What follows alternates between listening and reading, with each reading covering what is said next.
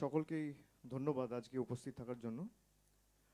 আপনারা জানেন গতকাল ইলেকশন কমিশনের তরফ থেকে বাংলার ফাইনাল ভোটার লিস্ট, যদিও সুপ্রিম কোর্টের আদেশ রয়েছে পরবর্তীকালে যে কেসগুলো আন্ডার অ্যাডজুডিকেশন রয়েছে সেগুলো সাপ্লিমেন্টারি একটা ভোটার লিস্ট পরবর্তীকালে বার হবে, কিন্তু যে খসড়া তালিকা ড্রাফট ভোটার লিস্ট 16ই ডিসেম্বর 2025 সালে বেরিয়েছিল সেখানে প্রায় 7,06,000 ভোটার ছিল, এবং তার আগে যে ভোটার তালিকা বেরিয়েছিল সেখানে প্রায় 7,66,00,000 ভোটার ছিল। সব মিলিয়ে প্রায় 58 লক্ষ ভোটার বাদ গেছিল। এবং যে ড্রাফট ভোটার লিস্ট বেরিয়েছিল সেখানে 7,08,16,630 জনের নাম ভোটার লিস্টে ছিল। পরবর্তীকালে 16ই ডিসেম্বর থেকে শুরু করে জানুয়ারি ফেব্রুয়ারি প্রায় আড়াই মাস হিয়ারিং, কমপ্লেন এসব হয়েছে, সুপ্রিম কোর্ট অবধি মামলা গড়িয়েছে, এবং সেখানে আমরাও আমাদের সামর্থ্য মতো লড়াই করেছি।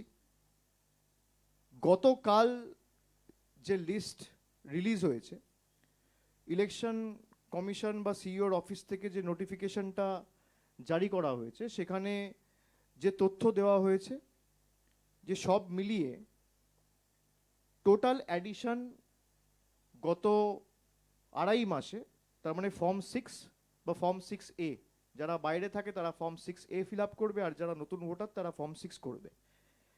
সেখানে প্রায় 1,82,036 জন ফর্ম 6 ফিল করেছে, এবং টোটাল ডিলিশনের ক্ষেত্রে, যেটাকে আমরা ফর্ম 7 বলি, সেখানে 5,46,053 জন রয়েছে। আমি আপনাদের অনুরোধ করব যে ইলেকশন কমিশনের বা সিইও ওয়েস্ট বেঙ্গলের যে টুইটার হ্যান্ডেল রয়েছে, সেই টুইটার হ্যান্ডেলে একটা বুলেটিন জারি করা হয়েছিল 19শে জানুয়ারি 2026, এবং 19শে জানুয়ারি শেষ দিন ছিল ফর্ম 7 জমা দেওয়ার ক্ষেত্রে। খুব সম্ভবত 14 বা 15 তারিখ অবধি ছিল, তারপরে ওরা একটা নোটিফিকেশন করে আরও 4 দিন বাড়িয়েছিল, যখন বাঁকুড়ায় বিজেপির একটা গাড়ি ধরা পড়ে ফর্ম 7 বোঝাই অবস্থায়। 7-8 হাজার ফর্ম 7 জমা দেওয়ার একটা চক্রান্ত চলছিল। এটা করতে না পারায় ইলেকশন কমিশন বিজেপিকে সুবিধা করিয়ে দেওয়ার জন্য আরও 4 দিন সময়সীমা বাড়িয়েছিল, এবং 19 জানুয়ারি লাস্ট ডেট ছিল ফর্ম 7 জমা দেওয়ার ক্ষেত্রে। সেই যে বুলেটিনটা বেরিয়েছিল, সেই বুলেটিনটা বেরিয়েছিল 7:06, সকালে নয়, অর্থাৎ সারাদিন চলে যাওয়ার পরে, ওয়ার্কিং আওয়ার্সের পরে। 7:06 যে ফর্ম 7-এর সংখ্যা ওখানে ছিল 41,961। আপনারা গেলে আপনারা দেখতে পাবেন এটা এখনো রয়েছে। সিইও ওয়েস্ট বেঙ্গলের টুইটার হ্যান্ডেলে বুলেটিনের ডেট হচ্ছে 19 জানুয়ারি 2026। কালকে যে আপডেটটা ইস্যু করা হয়েছে সেখানে ফর্ম 7-এর ক্ষেত্রে সংখ্যা দেওয়া হয়েছে 5,46,053। তো এই 5 লক্ষ অ্যাডিশন হলো কোত্থেকে? আমাদের প্রথম প্রশ্ন। এগুলো আমরা ধাপে ধাপে সব সুপ্রিম কোর্টে জমা দেবো, কিন্তু আমাদের কর্তব্য এটা মানুষের কাছে আনা, জনসমক্ষে আনা, এবং সংবাদ মাধ্যম সমাজের মানুষের চোখ এবং কান। তাই আপনাদের মাধ্যমে আমরা মানুষকে অবগত করতে চাই যে যে জায়গাগুলোতে অনিশ্চয়তা বা অসামঞ্জস্যতা রয়েছে আমরা সেগুলো আপনাদের কাছে তুলে ধরব। 2 হচ্ছে, প্রথম যখন ড্রাফট লিস্ট বেরিয়েছিল তখন আপনারা জানেন যে লজিক্যাল ডিসক্রিপেন্সি বলে কোনো ক্যাটেগরি ছিল না। এসআইআর এর যে নোটিফিকেশন 27শে অক্টোবর ইস্যু করা হয়েছিল, এবং বলা হয়েছিল বাংলা এসআইআর শুরু হবে, ইনিউমারেশন ফর্ম বিলি করা হবে নভেম্বর মাসের 4 তারিখ থেকে। সেখানে লজিক্যাল ডিসক্রিপেন্সির কোনো মানে নাম পর্যন্ত মেনশন করা ছিল না, কোনো উল্লেখ ছিল না, কোথাও কোনো লজিক্যাল ডিসক্রিপেন্সি বলে কোনো বস্তুই ছিল না। কার্যত ড্রাফট লিস্টে আমরা দেখেছি, তারপরেও আমি সাংবাদিক বৈঠক করে আপনাদের বলেছি যে যে সমস্ত রাজ্যে এসআইআর চলছে সেখানে বাংলায় ডিলিশন সব থেকে কম। এবং যেহেতু বিজেপি নেতারা প্রথম থেকে একটা টার্গেট দিয়ে দিয়েছে, কেউ বলেছে 1 কোটি নাম বাদ যাবে, কেউ বলেছে 1.5 কোটি নাম বাদ যাবে, কেউ বলেছে 1,20,00,000 নাম বাদ যাবে, তাই সেই টার্গেট পূরণের লক্ষ্যে জোর জবরদস্তি, এবং অন্যান্য কোনো রাজ্যে এটা হয়নি, একমাত্র বাংলার ক্ষেত্রে এরা লজিক্যাল ডিসক্রিপেন্সি বলে একটা বস্তু রাতারাতি তৈরি করলো। তৈরি করে 1,20,00,000 মানুষকে লজিক্যাল ডিসক্রিপেন্সির নামে ঢুকিয়ে দিল। এবং লজিক্যাল ডিসক্রিপেন্সির সাথে আর একটা ক্যাটেগরি ছিল আনম্যাপড। আনম্যাপডে ছিল 32 লাখ।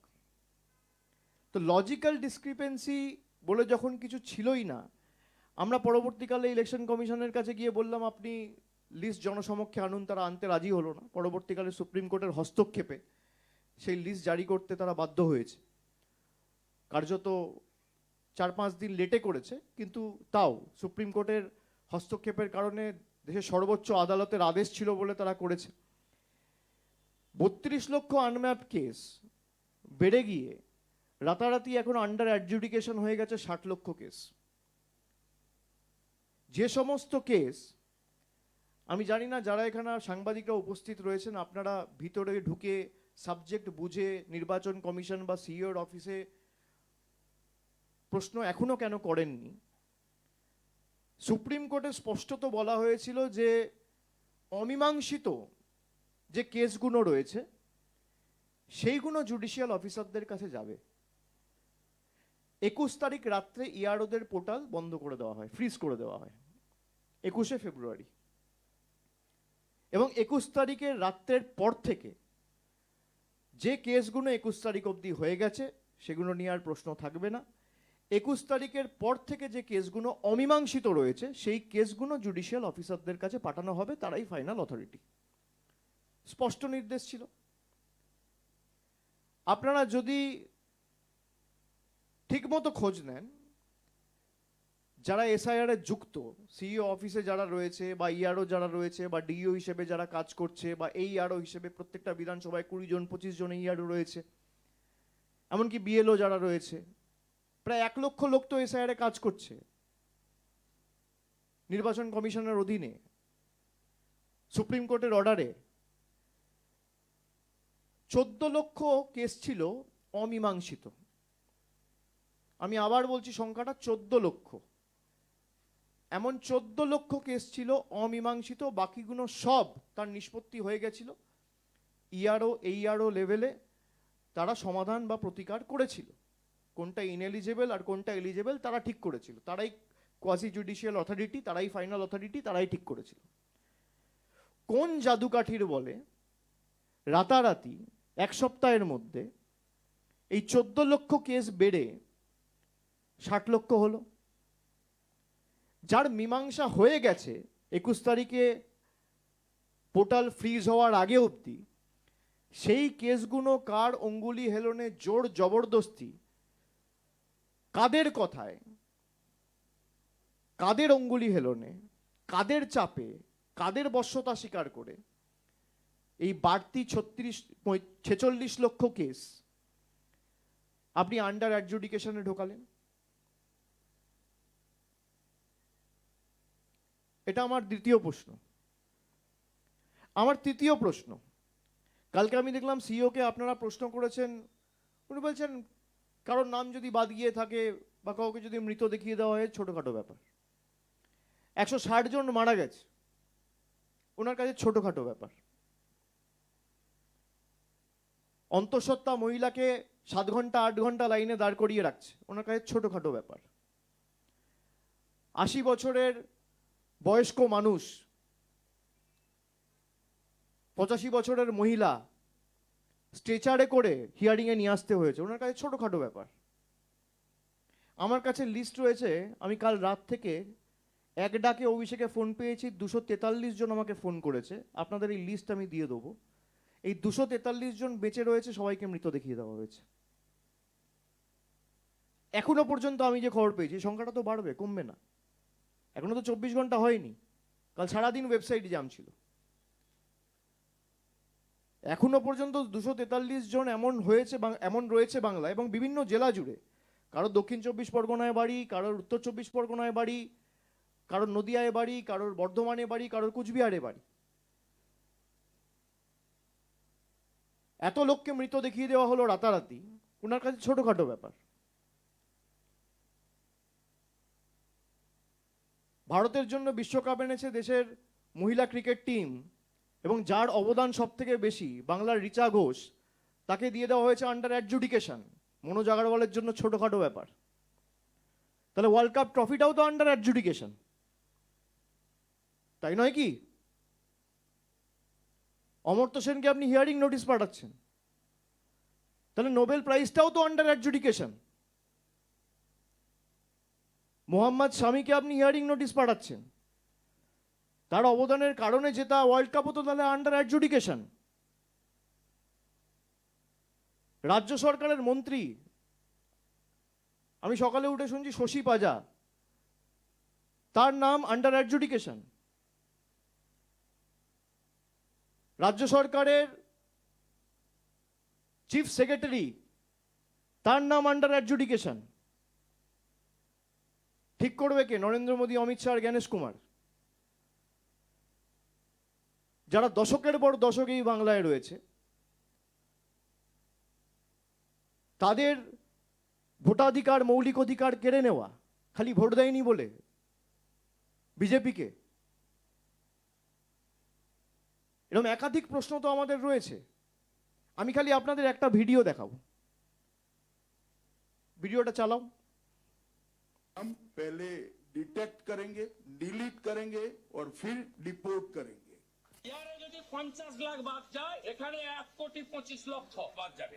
ममता बनर्जी 1 करोड़ घुसपैठिए के नाम बंगाल की वोटर लिस्ट में है। उन्होंने धोकर इन सब इन्फिल्ट्रेटर्स को भारत का नागरिक बना दिया। এসআইআরে কমপক্ষে 1,20,00,000 মানুষ বাদ যাবে। 1 লক্ষ কেন 2 লক্ষ বাদ যেতে পারে। মারু পড়া हम पहले আমি অনুরোধ করব সংখ্যাটা মন দিয়ে শুনুন। करेंगे और फिर डिपोर्ट करेंगे। ইয়ারে যদি 50 লাখ বাদ যায়, এখানে 1,25,00,000 বাদ যাবে। ममता बनर्जी 1 करोड़ घुसपैठिए के नाम बंगाल की वोटर लिस्ट में है। उन्होंने धोकर इन सब इन्फिल्ट्रेटर्स को भारत का नागरिक बना दिया। এসআইআরে কমপক্ষে 1,20,00,000 মানুষ বাদ যাবে। 1 লক্ষ কেন 2 লক্ষ বাদ যেতে পারে। মারু পড়া আপনারা দেখলেন এই ভিডিও, এগুলো আমার কথা না, তৃণমূলের কোনো নেতার কথা নয়। রাজ্যের বিরোধী দলনেতা শুভেন্দু অধিকারী, তিনি এসআইআর হওয়ার আগে, সংখ্যাটা এই কারণে আপনাদের সবাইকে বললাম মনোযোগ দিয়ে শুনুন, তিনি বলছেন 1,25,00,000 নাম বাদ যাবে। শান্তনু ঠাকুর বলছেন 1,20,00,000 নাম বাদ যাবে। এবার আপনাদের দেখাই, অমিত শাহ বলে না ক্রোনোলজি সমঝো, আপনারা ক্রোনোলজি বুঝুন। 58 লক্ষ নাম প্রথমে বাদ দেওয়া হলো। কালকে দেখানো হয়েছে যে ফর্ম 7-এর মাধ্যমে 5,48,000, মানে 5.5 লক্ষ। তাহলে 58 লক্ষ আর প্রায় 6 লক্ষ যদি আমি ধরি, তাহলে কত হলো? 64 লক্ষ। 6,06,675 under adjudication. Sorry, 60,06,675 under adjudication. তার মানে 64 আর 60 কত হলো? 1,24,00,000। শুভেন্দু অধিকারী বলেছে 1,25,00,000। শান্তনু ঠাকুর বলেছে 1,20,00,000। এটা আমার কথা নয়, টার্গেট অনেক আগে সেট করে দেওয়া হয়েছে। এই অপদার্থগুলো তো বিজেপি নেতাদের 200 টার্গেট পার করতে পারে না। তাই গরিব মানুষকে অস্বস্তিতে ফেলা, তাদের টর্চার করা, তাদের হয়রানির শিকার হওয়া, তাদেরকে লাইনে দাঁড়িয়ে ব্যতিব্যস্ত করা, তাদের মৌলিক অধিকার কেড়ে নেওয়া, ভোটাধিকার কেড়ে নেওয়া, টার্গেট অনেক আগে সেট হয়ে গেছিল। আমরা কেন বলেছিলাম যে যখন বেরোবে আপনারা মিলিয়ে নেবেন যে আলটিমেটলি এই নির্বাচন কমিশন, দেশের জাতীয় নির্বাচন কমিশন হচ্ছে বিজেপির সহকারী সংস্থা। বিজেপির অঙ্গুলি হেলনে জ্ঞানেশ কুমার চলছে। আপনি আমার বিরুদ্ধে মামলা করুন, আমি লড়ে নেব, আমার রাইট হবে তো, আমি সুপ্রিম কোর্টে গিয়ে নিজে লড়াই করতে পারবো। আপনি করুন না, আমি একাধিক প্রমাণ দিয়ে দেবো। যে নির্বাচন কমিশন সুপ্রিম কোর্টের কথা মানে না, সুপ্রিম কোর্টের গাইডলাইন ফলো করে না, আমরা তো যতবার সুপ্রিম কোর্টে আমাদের দাবি নিয়ে গেছি, সুপ্রিম কোর্ট মান্যতা দিয়েছে। সুপ্রিম কোর্ট জুডিশিয়াল অফিসার যখন অ্যাপয়েন্ট করেছে, তার মানে কি? যে নির্বাচন কমিশনের অ্যাপয়েন্টেড অফিসারদের উপর সুপ্রিম কোর্টের সর্বোচ্চ আদালতের ভরসা নেই, সেই কারণেই জুডিশিয়াল অফিসার অ্যাপয়েন্ট করতে হয়েছে। যদি ইলেকশন কমিশন অফ ইন্ডিয়ার উপর ভরসা থাকতো তাহলে তো ইলেকশন কমিশন যেভাবে চাইতো সেভাবে চালাতো। লজিক্যাল ডিসক্রিপেন্সি রিলিজ করতে চাইছিল না, হিয়ারিং ভেন্যুতে BLA2 অ্যালাউ করতে চাইছিল না, হিয়ারিং ভেন্যুর সংখ্যা বাড়াতে চাইছিল না, মানুষকে অ্যাকনলেজমেন্ট রিসিপ্ট দিতে চাইছিল না, সব তো সুপ্রিম কোর্ট বাতিল করে দিয়েছে। আমরা এই লিস্ট জমা দেবো, আমাদের কাছে যে লিস্ট রয়েছে, কিন্তু তার সাথে সাথে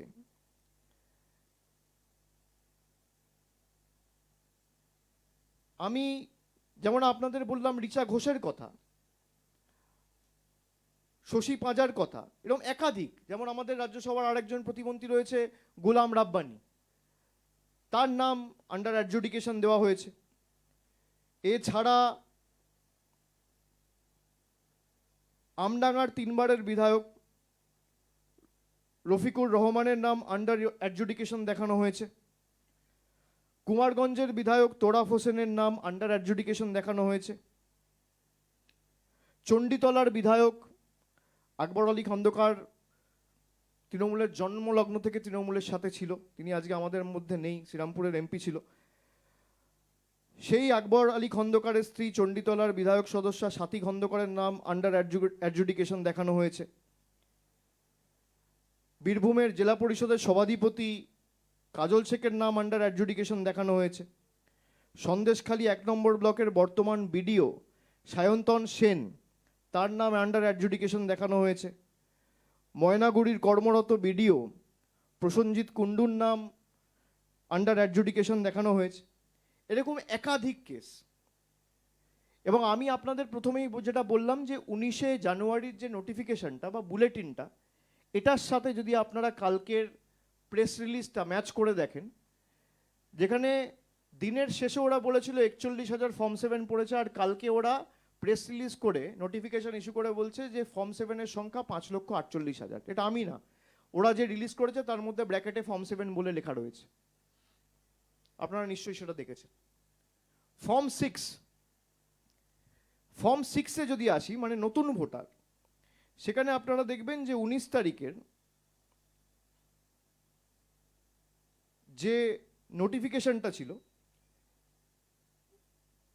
20 তারিখে ওরা একটা নোটিফিকেশন করেছিল, আপনারা সেটাও দেখতে পারেন। সেখানে ফর্ম 6-এর সংখ্যা ছিল 6,33,762, 6,33,762। আর কালকে যে ফর্ম 6 দেখানো হয়েছে, সেখানে দেখানো হয়েছে টোটাল হচ্ছে 1,82,036। তাহলে 4 লক্ষ কোথায় গেল? 5 লক্ষ বাদ দেওয়া আর ফর্ম 6 থেকে 4 লক্ষ বাদ দেওয়া, এখানেই তো 9 লক্ষ ভোটের হেরফের হয়েছে। আমি আপনাদের যেটা বলেছিলাম যে এই একই জিনিস এরা মহারাষ্ট্রে করেছে, একই জিনিস এরা হরিয়ানায় করেছে, একই জিনিস এরা দিল্লিতে করেছে। আমি ইলেকশন কমিশনের বাইরে দিল্লিতে বলেছিলাম যে ভোটের চুরি ভোটার লিস্টে হচ্ছে। এই এদের চুরি যদি অন্য রাজনৈতিক দলগুলো আটকাতে পারতো, কোথাও আজকে বিজেপি ক্ষমতায় থাকতো না। এটা মানুষের ম্যান্ডেটে আসেনি, কারচুপি করে এসেছে,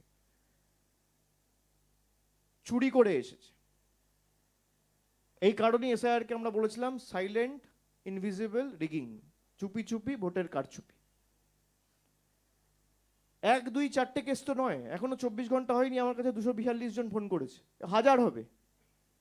লোক বেঁচে রয়েছে, আপনি দেখিয়ে দিচ্ছেন মৃত। আপনার এত গায়ে জ্বালা কেন? এক একটা জেলা থেকে আমি যদি আপনাদের কাছে আন্ডার অ্যাডজুডিকেশন এখন লিস্টটা খালি দেখি, কুচবিহারে আন্ডার অ্যাডজুডিকেশন 2,38,000, মানে ভোটার লিস্টে উপস্থিত থাকা মানুষের প্রায় 10% মানুষ। উত্তর দিনাজপুরে 4,80,000, ভোটার লিস্টে নাম রয়েছে 21 লক্ষ, মানে প্রায় 30%। মালদায় ভোটার লিস্টে নাম রয়েছে 29 লাখ, আন্ডার অ্যাডজুডিকেশন প্রায় 8.5 লাখ, মানে 40%। 40% ভোটারকে আপনি বাতিল করতে চাইছেন মালদার ক্ষেত্রে। মুর্শিদাবাদ 54 লক্ষ ভোটার লিস্টে নাম রয়েছে, আন্ডার অ্যাডজুডিকেশন 11,01,000, মানে প্রায় 20%-এর উপরে। উত্তর 24 পরগনা 75 লক্ষ ভোটার রয়েছে, আন্ডার অ্যাডজুডিকেশন প্রায় 6 লক্ষ। দক্ষিণ 24 পরগনা প্রায় 5.5 লক্ষ, 5,22,000। পূর্ব বর্ধমান প্রায় 3,65,000। আন্ডার অ্যাডজুডিকেশন এগুলো কারা ঠিক করেছে? সুপ্রিম কোর্টের অর্ডারের পরে জুডিশিয়াল অফিসারদের ডেকে তাদেরকে এসওপি তৈরি করে দেওয়া হচ্ছে। সুপ্রিম কোর্ট তো এসওপি তৈরি করতে বলেনি। সুপ্রিম কোর্ট বলেছে যে একটা বৈঠক হবে, সেই বৈঠকে নির্বাচন কমিশনের প্রতিনিধি থাকবে, রাজ্যের প্রতিনিধি থাকবে, চিফ সেক্রেটারি থাকবে, রাজ্য পুলিশের ডিজি থাকবে। তারা ঠিক করবে নিজেদের মধ্যে আলোচনা করে, in consultation with the chief justice of Kolkata high court, যে কেসগুলো আন্ডার অ্যাডজুডিকেশন রয়েছে সেগুলো টাইম বাউন্ড ম্যানারে কিভাবে শেষ করা যায়। তারা এসওপি করে দিচ্ছে যে আধার চলবে না, বিবাহিত মহিলাদের ক্ষেত্রে আধার নেওয়া হচ্ছে না। সুপ্রিম কোর্ট অনেক আগে, প্রায় 7 মাস 8 মাস আগে যখন এসআইআরটা নিয়ে চ্যালেঞ্জ হয়েছিল, তখন বলেছিল আধার আইডেন্টিটি হিসেবে ব্যবহার হতে পারে, কিন্তু নাগরিকত্বের ক্ষেত্রে আধার ব্যবহার করা যাবে না। যাদের অলরেডি ড্রাফট লিস্টে নাম রয়েছে তাদের তো নাগরিকত্ব নিয়ে প্রশ্ন নেই, তাদের ন্যাশনালিটি তো এস্টাবলিশড। তার মানে কি, তাদের ম্যাপিং হয়ে গেছে, সেই কারণে তাদের ড্রাফট লিস্টে নাম বেরিয়েছে। ড্রাফট লিস্টে নাম বেরোনোর পর কারোর বিয়ে হয়ে ধরুন হুগলির কেউ চলে গেছে কোলাঘাটে, পূর্ব মেদিনীপুরের কেউ বিয়ে হয়ে গেছে নদিয়ায়, দক্ষিণ 24 পরগনার কারোর বিয়ে হয়ে গেছে উত্তর 24 পরগনা, বা উত্তর 24 পরগনার কারোর বিয়ে হয়ে গেছে দক্ষিণ 24 পরগনার কোনো একটা বিধানসভায়। তার ক্ষেত্রে আধার নেওয়া হচ্ছে না, মহিলাদের নাম বেছে বেছে বাদ দেওয়া হচ্ছে, এসসিদের নাম বাদ দেওয়া হচ্ছে, সংখ্যালঘুদের নাম বাদ দেওয়া হচ্ছে, এসটিদের নাম বাদ দেওয়া হচ্ছে, বেছে বেছে, যারা বিজেপিকে ভোট দেয় না। আমি আপনাদের একটা তথ্য দিই, যেমন মালদার ক্ষেত্রে 2021 সালে সুজাপুরে বিজেপি ভোট পেয়েছিল 18,000। প্রতিহিংসা পরায়ণতা কাকে বলে? একটা বিধানসভায় 18,000 ভোট পেয়েছিল, এত হাজার হাজার কোটি টাকা খরচা করে। সেখানে আন্ডার অ্যাডজুডিকেশন একটা বিধানসভা থেকে 1,34,000, মানে 90% অফ দ্য বিধানসভা। আপনি বলে দিন না এই বিধানসভার মানুষ ভোট দেবে না, আপনি ঠিক করুন। আপনারা হাইকোর্ট মানেন না, আপনারা সুপ্রিম কোর্ট মানেন না, আপনারা লোয়ার কোর্ট মানেন না। একটা বিধানসভায় 1.5 লক্ষ ভোটার, সেখানে 1,34,000 আন্ডার অ্যাডজুডিকেশন।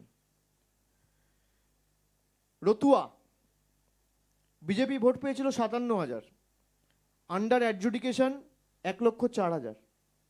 একটা বিধানসভার সংখ্যা, এটা জেলার নয়।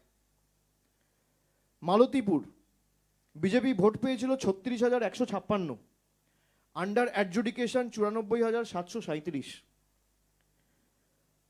হরিশ্চন্দ্রপুর বিজেপি ভোট পেয়েছিল 49,000, under adjudication 91,000। Mothabari BJP vote পেয়েছিল 43,000, আন্ডার অ্যাডজুডিকেশন প্রায় 80,000। খালি 5টা বিধানসভার, মালদায় তো 12টা বিধানসভা রয়েছে, আমি খালি 5টা বিধানসভার উদাহরণ আপনাদের সামনে তুলে ধরলাম, যে একটা বিধানসভার 5%, 7%, 10% লোক নয়, 90% লোক আন্ডার অ্যাডজুডিকেশন। এটা কোন পর্যায়ে দেশটাকে নিয়ে গেছে? আর এটা একমাত্র বাংলায় হচ্ছে। আর যেখানে এসআইআর হচ্ছে সেখানে কিন্তু এত নিয়ম, এত রেস্ট্রিকশন, এই বৈমাতৃসুলভ আচরণ বা বৈষম্য কিন্তু নেই, একমাত্র বাংলার ক্ষেত্রে প্রযোজ্য। এটা আমি মালদার ক্ষেত্রে দিলাম। এবার আপনাদের মুর্শিদাবাদের 5টা বিধানসভা বলি। রঘুনাথগঞ্জ বিজেপি ভোট পেয়েছিল 27,000, আন্ডার অ্যাডজুডিকেশন 1,15,000 একটা বিধানসভা থেকে। ভগবান গোলা বাই ইলেকশন হয়েছিল, তৃণমূল জিতেছিল, বিজেপি ভোট পেয়েছিল 18,490।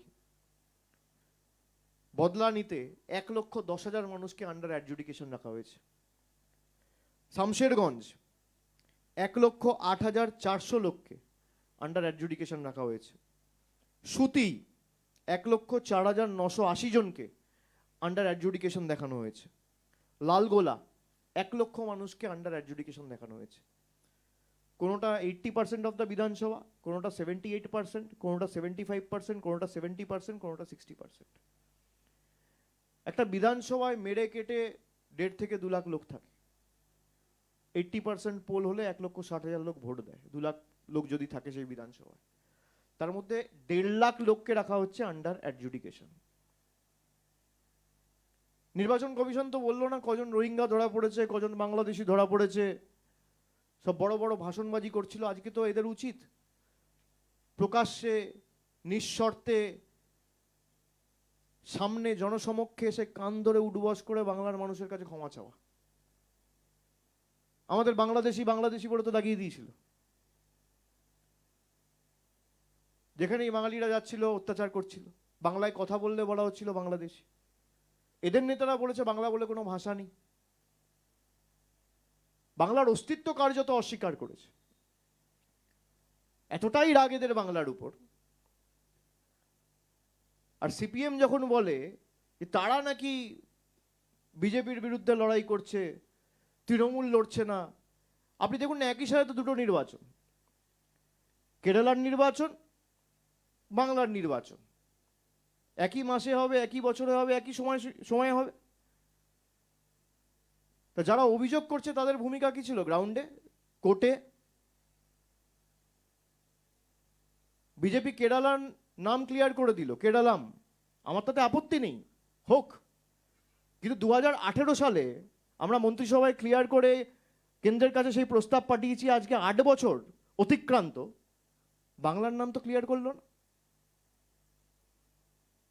বাংলার প্রতি এত রাগ, বাঙালির প্রতি এত রাগ, এই বৈষম্য কেন? আমরা বলেছিলাম আমরা প্রতিবাদ করতে জানি, আমরা লড়াই করতে জানি। কেস যেহেতু সাবজুডিস এবং সর্বোচ্চ আদালতে বিচারাধীন, আমরা বিচার ব্যবস্থাকে সম্মান করি। আমাদের আস্থা ভরসা সুপ্রিম কোর্টের উপর রয়েছে। যদিও বিজেপি বিচার ব্যবস্থাকেও কিভাবে ইনফ্লুয়েন্স করতে চায়, এবং আমার প্রকাশ্যে বলতে কোনো আপত্তি নেই, আমরা বিগত দিনেও দেখেছি। ফোন করে করে থ্রেট করা, যারা এখানে অবজারভাররা এসছে ইলেকশন কমিশনের, তাদের ফোন থেকে হোম সেক্রেটারি ফোন করে থ্রেট দিয়েছে জুডিশিয়াল অফিসারদের। আমাকে নেই নেই করে 20 জন জুডিশিয়াল অফিসার বলেছে।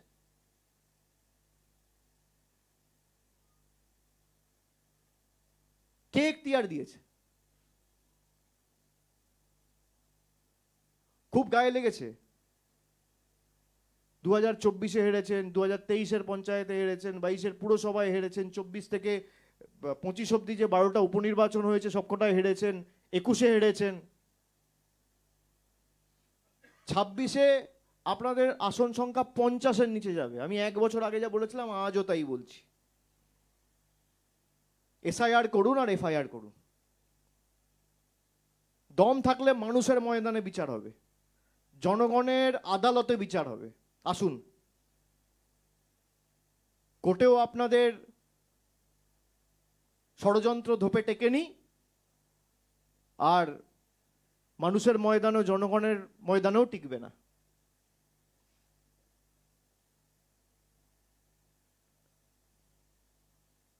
আরপি অ্যাক্টের পুরো মানে গোষ্ঠীর পিণ্ডি চটকে দিয়েছে। আরপি অ্যাক্ট বলে দেশে আর কিছু থাকলো না, যা প্রেসিডেন্স হয়ে গেল। পার্লামেন্টের তো আর কোনো দরকার নেই। আপনি 1500 কোটি টাকা করে নতুন কোটি খরচা করে নতুন পার্লামেন্ট করেছেন, উঠিয়ে দিন। পার্লামেন্টে যে আইন পাস করানো হয়, দেশের বিচার ব্যবস্থার তো কোনো দরকার নেই, সব নরেন্দ্র মোদী অমিত শাহরা বসে ঠিক করুক। গণেশ কুমারদের মতো 4টে পুতুলকে বসিয়ে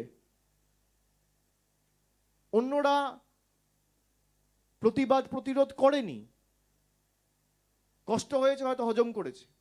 বাংলা তো হজম করবে না, এটাই তো পার্থক্য বাংলা আর অন্য রাজ্যের মধ্যে।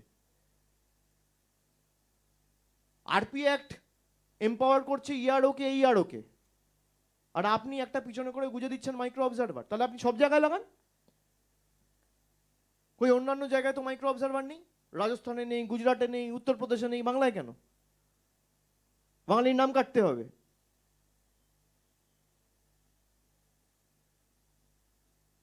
এদের যা পরিণতি 21-এ হয়েছিল, তার থেকে আরো করুণ পরিণতি 26-এর বিধানসভা ভোটে হবে।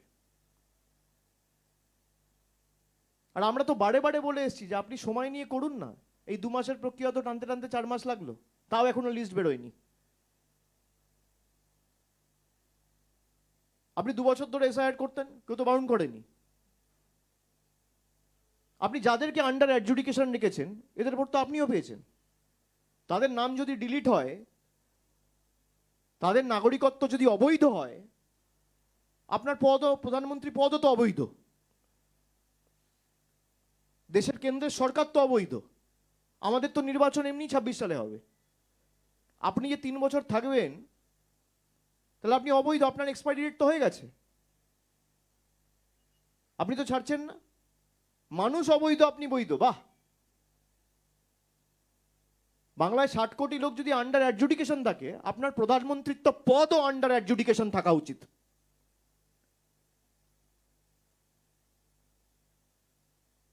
হোম মিনিস্টারের পদ আন্ডার অ্যাডজুডিকেশন থাকা উচিত। এই সরকার যারা রাষ্ট্রপতি নির্বাচিত করেছে, সেই রাষ্ট্রপতির পদও, বা যিনি এখন পদে রয়েছেন, সেটাও আন্ডার অ্যাডজুডিকেশন থাকা উচিত। যারা গভর্নর হয়ে, সেন্ট্রাল রিপ্রেজেন্টেটিভ হয়ে নমিনেটেড হয়ে যাচ্ছেন, সব আন্ডার অ্যাডজুডিকেশন থাকা উচিত।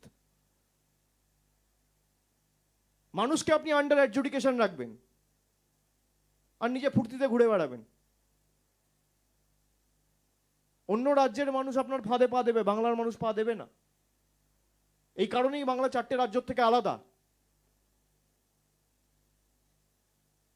আমাদের দলনেত্রী মমতা বন্দ্যোপাধ্যায়, রাজ্যের মুখ্যমন্ত্রী, তিনি নিজে সুপ্রিম কোর্টে কেস ফাইল করেছেন, এবং সংবিধান আমাকে সেই সুযোগ দিয়েছে যে আমার কেস আমি নিজে লড়তে পারি। তিনি নিজে লড়েছেন তার কেস।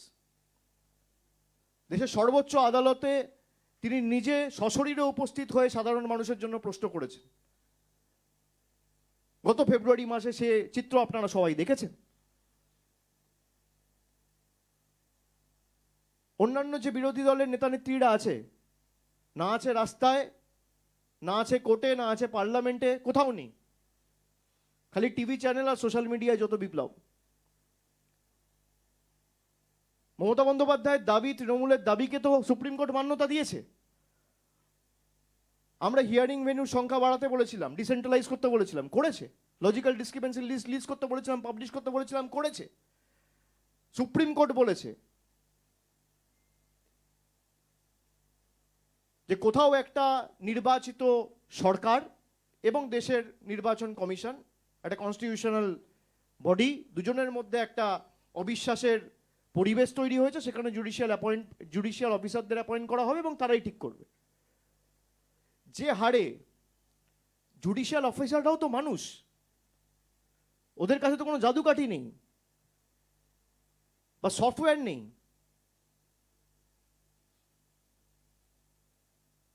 ষাট লক্ষ কেস যদি আন্ডার অ্যাডজুডিকেশন থাকে, সব মিলিয়ে খুব বেশি হলে 500 জুডিশিয়াল অফিসার কাজ করছে।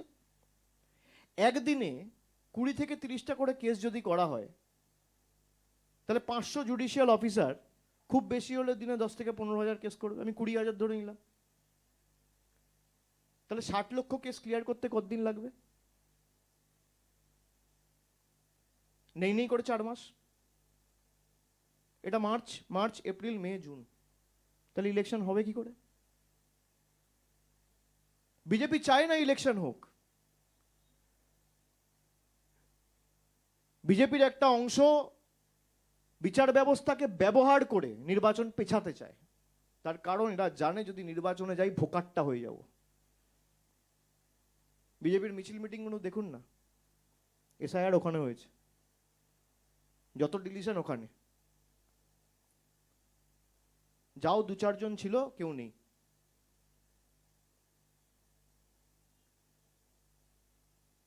এক একজন জুডিশিয়াল অফিসার তো যদি 20টা 30টা 40টা করেও কেস করে, তাহলেও তো 3-4 মাস লাগবে।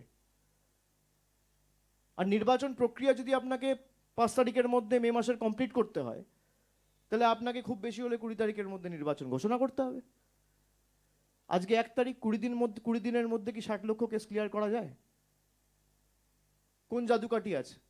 500 লোক মিলে দিনে খুব বেশি হলে, আচ্ছা 20টা করছে, আমি 50টা ধরছি, তাহলেও 25,000 কেস। 20 দিনে খুব বেশি হলে 7.5 লাখ কেস। 5 লাখ ছিল, আমি আরো 2.5 লাখ ধরলাম, 7.5 লাখ কেস, 60 লাখ কেস করতে হবে। প্রথমত এই যে 60 লাখ কেস পাঠানো হয়েছে এটাই অবৈধ। পাঠানোর কথা ছিল 14 লাখ কেস, পাঠিয়েছে 46 লক্ষ এক্সট্রা, 60 লাখ নিজের ইচ্ছা মতো। সুপ্রিম কোর্টের গাইডলাইনে অত্যন্ত স্পষ্টভাবে লেখা রয়েছে যে judicial officers will use their conscience. Judicial অফিসাররা নিজেদের বোধ, বুদ্ধি, বিবেক, জ্ঞান, নৈতিকতা ব্যবহার করে কেসগুলো ক্লিয়ার করবে। তারা বাধ্য নয় নির্বাচন কমিশন যে গাইডলাইন দিচ্ছে সেটা ফলো করার। নির্বাচন কমিশনের উপর সুপ্রিম কোর্টের ভরসা নেই বলে জুডিশিয়াল অফিসারদের অ্যাপয়েন্ট করা হয়েছে। প্রত্যেকটা জুডিশিয়াল অফিসারও যদি এই সাংবাদিক বৈঠক পরবর্তীকালে দেখে বা দেখছেন, তাদের কাছে আমার বিনম্র অনুরোধ থাকবে হাত জোর করে, যে সুপ্রিম কোর্টের গাইডলাইন মেনে সবাই যেন কাজ করে। সুপ্রিম কোর্টের গাইডলাইন ভায়োলেট করে ইলেকশন কমিশন এসওপি তৈরি করেছে জুডিশিয়াল অফিসারদের জন্য। সেই এসওপি তৈরি করার ক্ষেত্রে কোনো রকম রাজ্য সরকারের কোনো প্রতিনিধির সাথে আলোচনা করেনি, যেটা সুপ্রিম কোর্টের অর্ডারের পরিপন্থী, যেটা টোটালি কন্ট্রাডিক্টরি। 20 তারিখের বুলেটিন আর গতকালের যে প্রেস রিলিজ, দুটোর মধ্যে পার্থক্য করলে ফর্ম 6-এও গড়মিল রয়েছে, ফর্ম 7-এর ক্ষেত্রেও গোলমাল রয়েছে। এইভাবে বিজেপি ভোট চুরি করে বাংলায় জিততে চায়।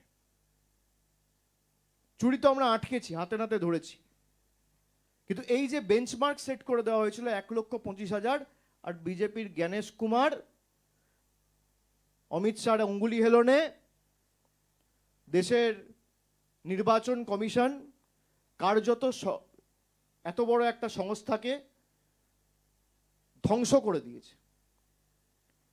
বিজেপির ছোট বড় মাঝারি নেতা বলেছে বলে তাকে টার্গেট ফুলফিল করতে হবে বলে টার্গেট সেট করে দেওয়া হয়েছিল। সেই টার্গেট মিট করার জন্য 1,24,00,000 কেসকে যে করে হোক বাংলা থেকে ডিলিট করতে হবে।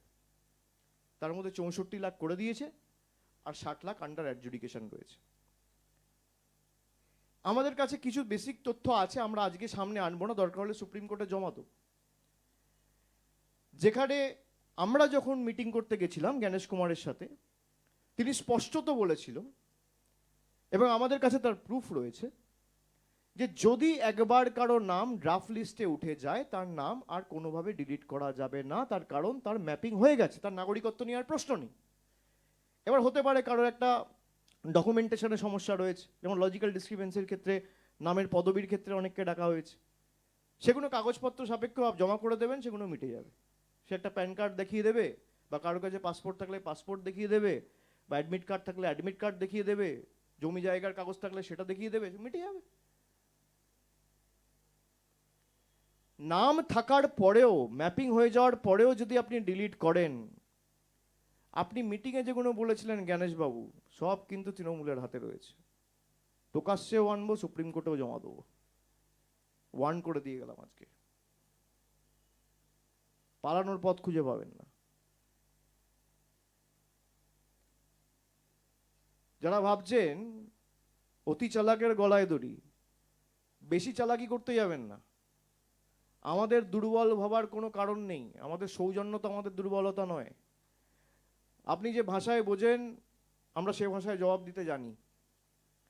আপনাকে চ্যালেঞ্জ করলাম, আপনি আমার বিরুদ্ধে মামলা করুন যাতে আমি লড়ার সুযোগ পাই। আপনাকে যদি এক্সপোজ না করতে পারি আমি রাজনীতি করব না। আপনি করুন। বিধানসভা ধরে ধরে কি এদের ঔদ্ধত্য অহংকার, 162 জন মারা গেছে বলে ছোট ব্যাপার। মানুষের জীবনের কোনো দাম নেই, লাইনে দাঁড়িয়ে আছে কোনো দাম নেই। আগামী দিন মানুষ বিচার করবে। যাদেরকে আপনি আন্ডার অ্যাডজুডিকেশন রেখেছেন, 6 মাসের মধ্যে এরাই কেন্দ্র সরকারকে আন্ডার অ্যাডজুডিকেশন রাখবে। বাংলার ক্ষমতা কি বাংলা দেখাবে। ব্যাটেল অফ স্ট্যালিনগ্রাড মনে আছে? তার পুনরাবৃত্তি হবে। যারা বাংলাকে দুর্বল ভাবছেন, যে একতরফা নাম কেটে দেবো, প্রতিবাদ করার কেউ থাকবে না, আমরা আমাদের কর্মীদের ইতিমধ্যে নির্দেশ দিয়েছি, যেখানে যেখানে এরকম কেস রয়েছে ইমিডিয়েটলি ডিইও যেহেতু হায়ার অথরিটি, তার কাছে অ্যাপিল করবে, দরকার হলে ফর্ম 6 ফিল আপ করবে। ইমিডিয়েটলি তাদের নাম তোলার ব্যবস্থা করতে হবে। আর সাধারণ মানুষের প্রতিও আমার আবেদন থাকবে যে ভয় কেউ পাবেন না। এই 162টা প্রাণ আমরা হারিয়েছি, আমাদের সহ নাগরিক দেশের, সহ রাজ্যবাসী ভয়ে ভীতিতে তারা আত্মঘাতী হয়েছে। তৃণমূলের কোনো নেতা বলেনি যে 1 কোটি নাম বাদ যাবে, বিজেপির নেতারা বলেছে। এই ভয়ের আতঙ্কের পরিবেশ যদি কেউ ছড়িয়ে থাকে, তার জন্য একমাত্র দায় হচ্ছে বিজেপি আর ইলেকশন কমিশন। তার জবাব কিন্তু সুদে আসলে মানুষ নেবে। এরপর আপনাদের যদি কোনো প্রশ্ন থাকে কারণ, আপনারা করতে পারেন।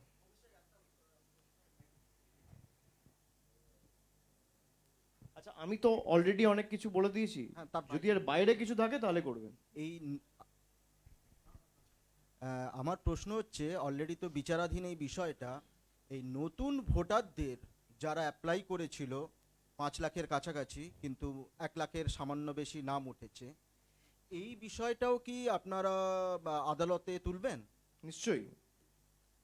আমি যা যা তথ্য আজকে আপনাদের সামনে তুলে ধরলাম, প্রতিটাই তথ্য যথা সময়ে সর্বোচ্চ আদালতের কাছে আমরা প্লেস করব। এটা তো আমাদের কর্তব্য, এটা তো সুপ্রিম কোর্ট মনিটরড। তো আপনি তো চুরি করে পালাতে পারবেন না। ইলেকশন কমিশন ভাবছে আমি একতরফা চুরি করে যা ইচ্ছা তাই করে যাবো, আমাকে ধরার কেউ নেই, তার কারণ আমার মাথার উপর নরেন্দ্র মোদী আর অমিত শাহর হাত রয়েছে। ভাই, আপনার মাথার উপর যার হাত থাকুক, আমাদের মাথার উপর মানুষের হাত রয়েছে।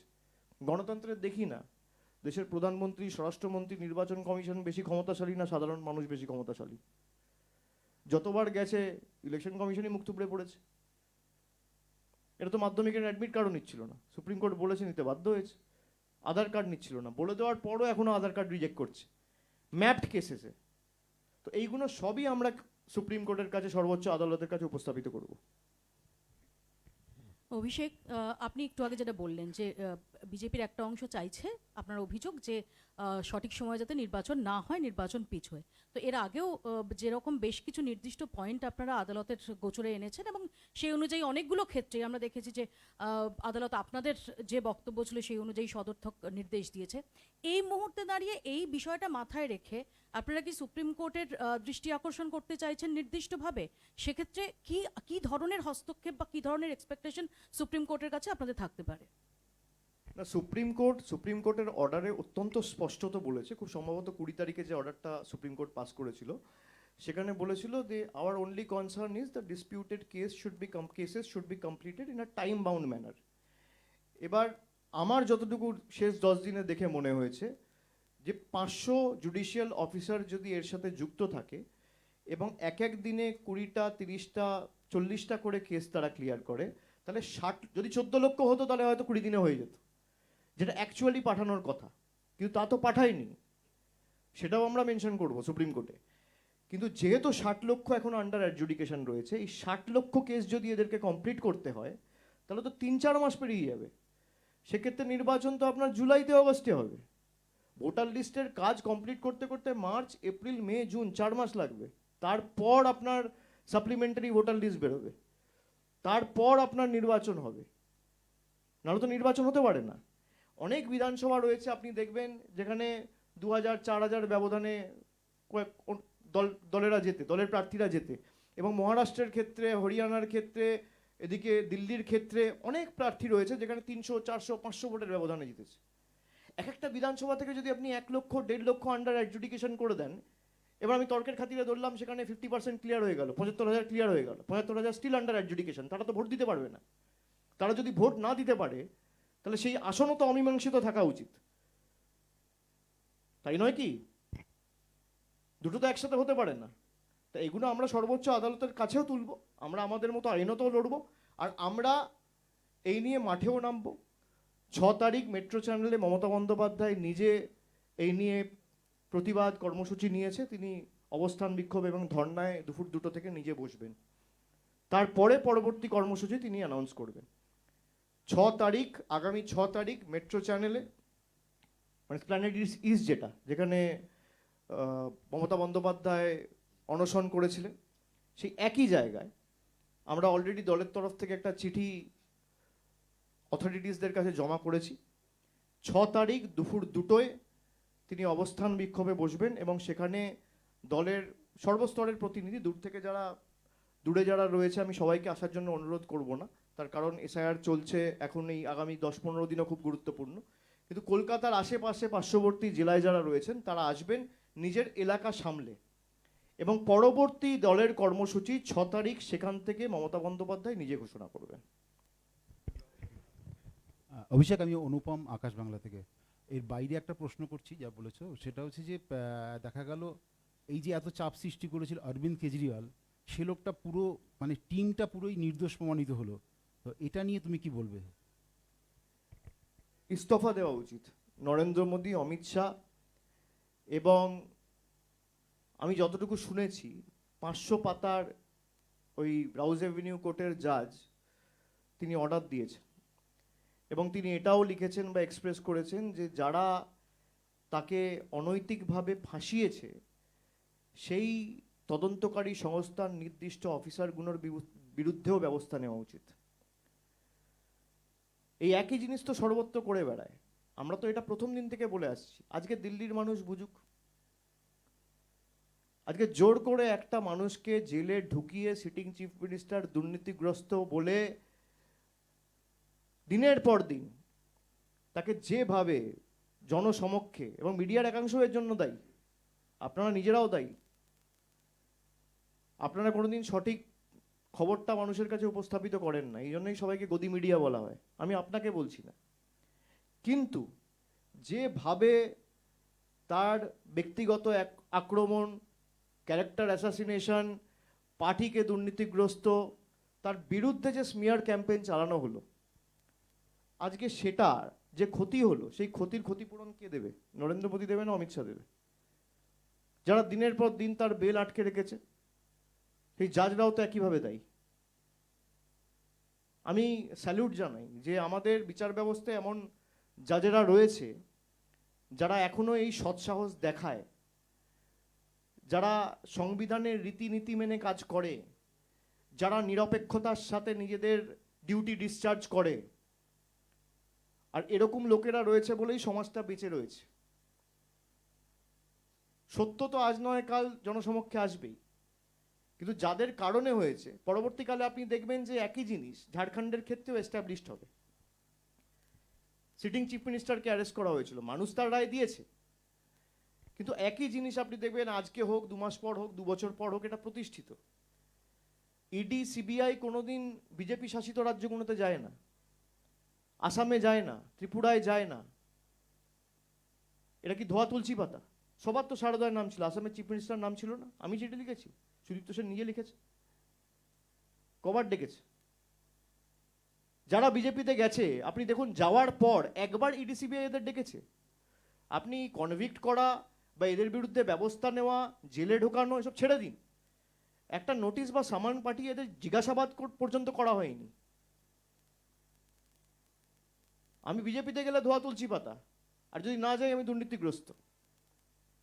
তো সত্যের জয় হয়েছে, আমি স্যালুট জানাই ওই রাউজ এভিনিউ কোর্টের জাজকে।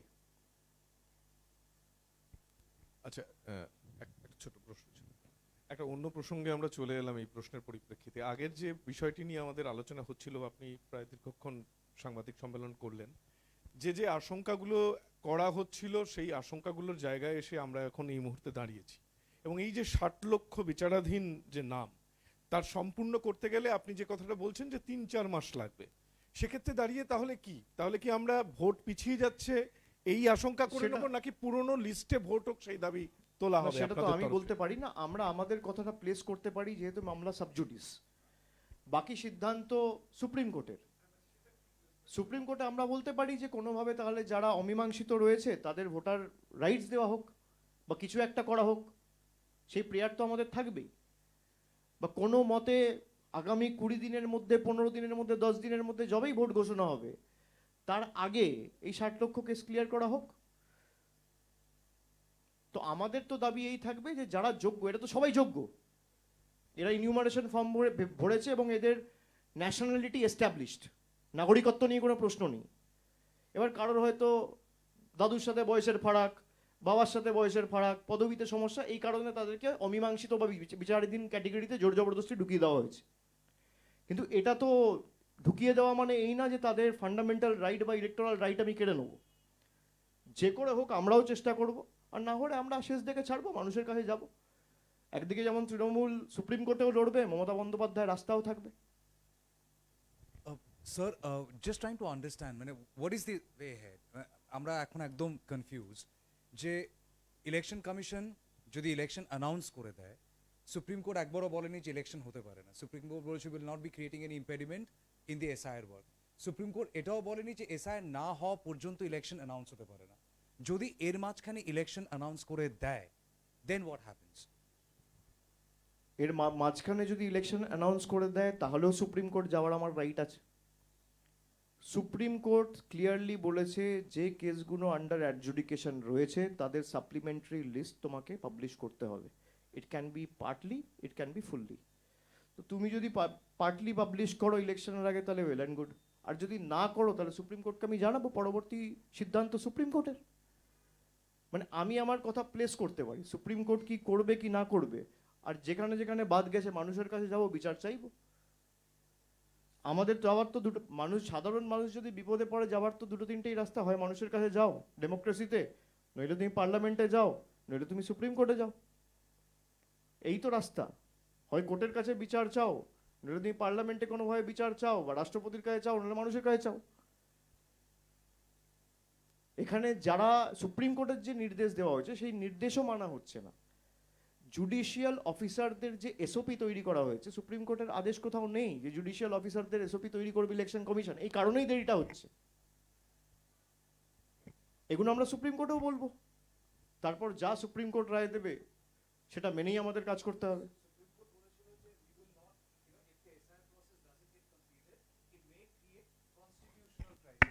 Do you suspect that with all this, what you are I alleging, apprehend, yes. that BJP is trying to create a constitutional crisis Yes. in Bengal?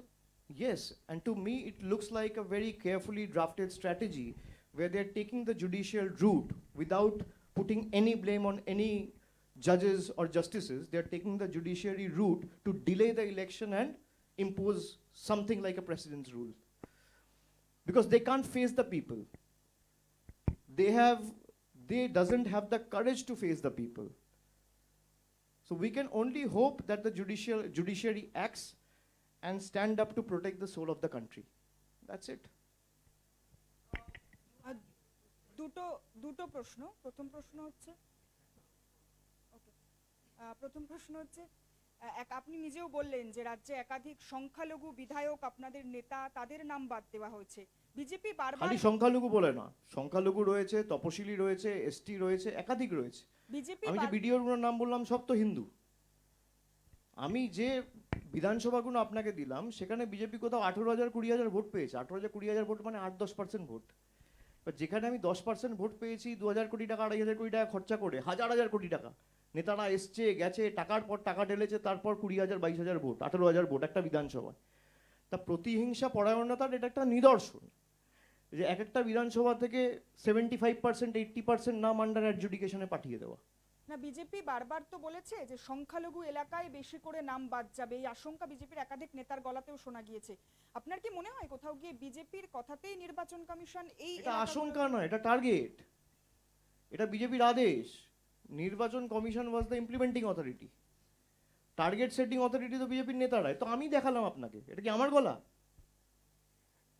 আচ্ছা 1,10,000 তো বলছে, 1,10,00,000 তো বলছে না, 1,15,00,000 বলছে না, 75,00,000 বলছে না, 50,00,000 বলছে না, 60,00,000 বলছে না, 2 কোটি বলছে না, 2.5 কোটি বলছে না, বলছে কি 1,25,00,000।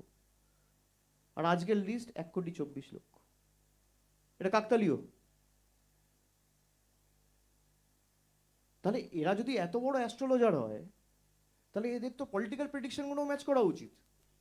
কেউ বলেছিল লোকসভায় 35টা আসন পাবো, কেউ বলেছিল 200টা আসন পাবো, কেউ বলেছিল অমুক অমুক তারিখে এই হবে তাই হবে, একটাও তো ম্যাচ করছে না।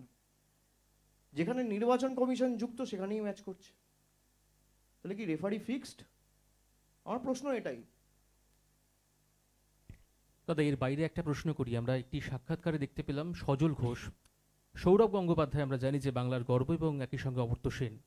সৌরভ গঙ্গোপাধ্যায় প্রসঙ্গে তিনি বলছেন দালাল এবং অমর্ত্য সেন প্রসঙ্গে বলছেন গুড ফর নাথিং।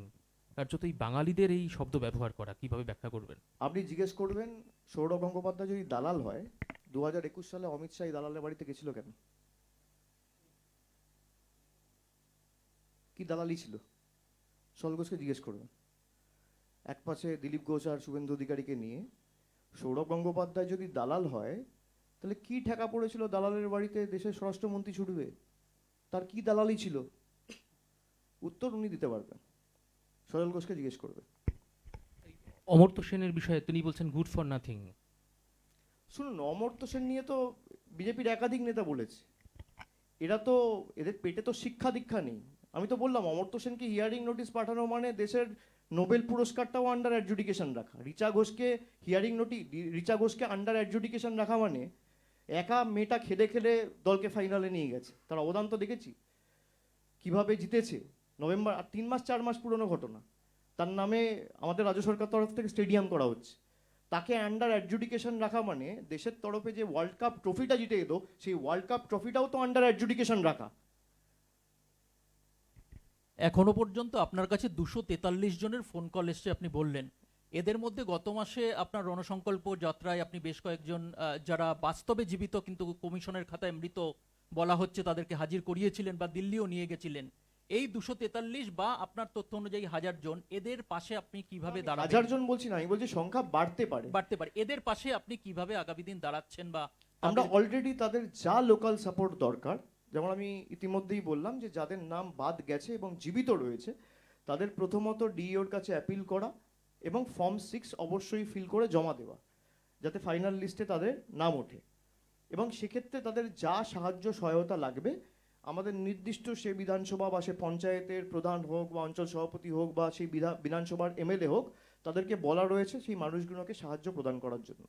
এবং আমি নিজে তাদের খোঁজখবর রাখবো, তাদের কোনো চিন্তা করার কারণ নেই। এই সংখ্যাটা বাড়তে পারে, আমি বলেছি এই 243টা 1000ও হতে পারে, 10,000ও হতে পারে, 500ও হতে পারে। এখন তো একদিনও হয়নি, কালকে দুপুরের পর থেকে খবর আসা শুরু হয়েছে। আমি আজ সকাল পর্যন্ত যে লিস্ট পেয়েছি সেখানে 243 জনের নাম রয়েছে যারা জীবিত রয়েছে, হার্টি অ্যান্ড হেলদি। তাদেরকে দেখিয়ে দেওয়া হয়েছে মৃত। যেমন আপনি দেখবেন কালকে নৈহাটিতে আমাদের এক কাউন্সিলর, সেই কাউন্সিলর, তার মা, তার বাবা, 3 জনকে দেখিয়ে দেওয়া হয়েছে dead.